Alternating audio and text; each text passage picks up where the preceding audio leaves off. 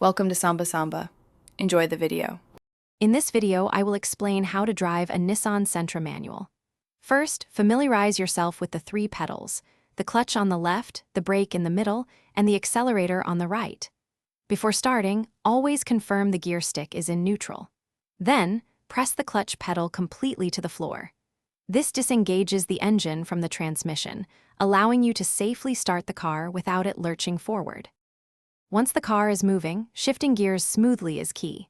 When accelerating, press the clutch, shift to the next higher gear, and then slowly release the clutch while gently pressing the accelerator. For downshifting, you'll follow a similar process, often needing to rev match slightly to prevent a jerky transition. Practice makes perfect, so take your time to get a feel for the clutch engagement point.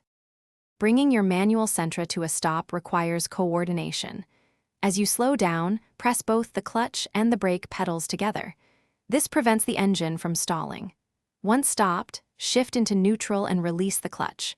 When parking, always engage the parking brake securely.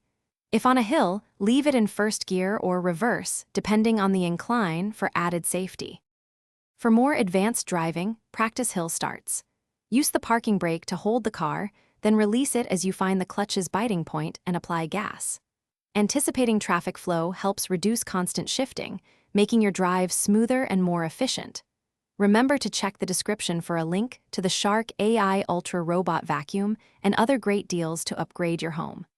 Keep practicing, and you'll master your manual Sentra in no time. Thanks for watching. Consider subscribing if we helped you.